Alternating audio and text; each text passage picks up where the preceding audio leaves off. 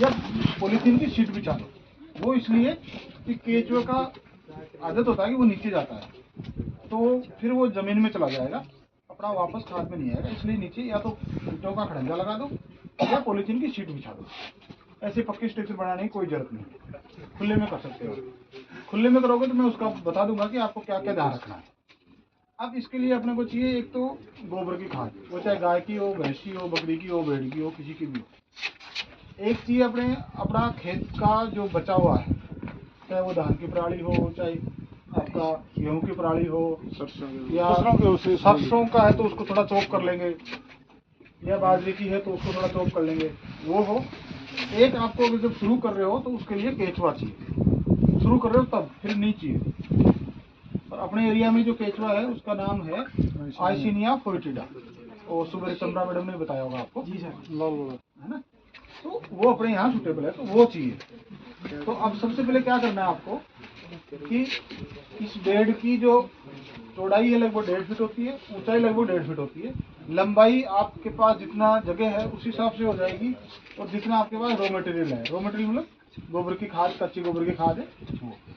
तो आप 2 बेड बनाओ, 4 बेड बनाओ, 5 बेड बनाओ। पहले क्या करना है कि एक लेयर आपको गोबर की खाद की बिछानी है, उसके बीच में जो आपका घास फूस जो भी खेत का बचा हुआ है, पराली वगैरह वो लगा दो, फिर गोबर की पर, फिर वो। उसके बाद जो फर्स्ट टाइम कर रहे हो ये करके उसको ऊपर से यूँ खोल के केचुआ उसमें मिक्स कर दो और उसको ढक दो, वापस बंद कर दो और उस पर पानी छिड़क दो, फुहारे से छिड़क दो, या हम तो नलकी से भी छिड़क देते हैं। या हमने देखो ये बना रखा है, ये कोई जरूरी नहीं है, ये तो हमने क्या है कि थोड़ा सा यूनिवर्सिटी का सिस्टम है, एक थोड़ा सा सिस्टमेटिक लगे इसमें। तो इसमें क्या है कि छेद है, तो धीरे धीरे पानी गिरता रहता है।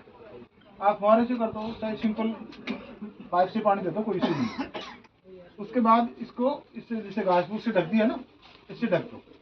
अगर खुले में है थोड़ा घास फूस ज़्यादा डाल दो, या आपका टाट की बोरी आती है वो डाल दो।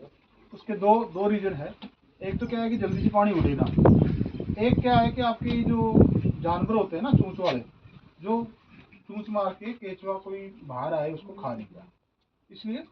और गर्मियों में अगर आप खुले में कर रहे हो तो हो सकता है सुबह शाम 2 टाइम आपको पानी देना पड़े, सर्दियों में हो सकता है 2 दिन में एक बार में पानी देना पड़े। एक चीज़ ध्यान रखनी है कि जब भी आप गोबर डालो तो वो कम से कम 10, 12, 15 दिन पुराना होना चाहिए कि उसकी जो गर्मी है वो निकल जाए, फिर उसके बाद यहाँ यूज़ कर लो। इसमें जैसे आपने सुबह मैडम ने बताया होगा कि इसमें NPK और एंजाइम्स ये सब बढ़ जाते हैं। वो बढ़ इसलिए जाते हैं जो केचुआ है उसका काम नहीं यही है, वो खाता रहता है, निकलता रहता है, तो उसकी बॉडी से सारा ये 2-2, 3-3, 4-4 बार पास आउट होता है, तो सारे एंजाइम वगैरह वो इसमें आ जाते हैं और वेल डिकम्पोज हो जाता है, तो इसकी न्यूट्रिएंट क्वालिटी बढ़ जाती है। ये अगर आप गर्मियों में 60-65 दिन में बन के तैयार हो जाता है, सर्दियों में 70-75 दिन में बन के तैयार हो जाता है। अब बहुत लोग मेरे को ये पूछते हैं कि हम 1 एकड़ में गेहूँ लगाए तो कितना डालें। तो पहले बात तो देखो ये महंगा होता है, हमारे यहाँ 4 रुपये किलो की रेट है, मार्केट में 7, 8, 10 रुपये किलो मिलता है। तो हम ये जो क्रॉप्स है आपकी जैसे गेहूँ, धान, गन्ना, इनमें रिकमेंड नहीं करते कि महंगा पड़ जाता है। दूसरा, इसमें लगभग 2.5% के आसपास नाइट्रोजन होती है, और गेहूँ में 150 किलो नाइट्रोजन चाहिए, तो कैलकुलेट कर लो कितना डलेगा। जो क्रॉप होगी उस हिसाब से ये ऊपर नीचे हो जाएगा। इसका मेन यूज है आपका किचन गार्डनिंग में, जो मतलब छोटे एरिया में सब्जी वगैरह लगाते हैं, या पॉट्स वगैरह में जो फूल वाले पौधे लगाते हैं उनमें, या आपके पास हॉर्टिकल्चर जो प्लांट है उनमें। इन 3 चीज में इसका मेजर डिमांड होता है। और इसमें क्या है कि जब ये बन जाएगा तो इसकी पहचान ये है कि ये चाय की पत्ती के जैसे हो जाएगा, कोई बदबू नहीं रहेगी, कुछ नहीं रहेगा।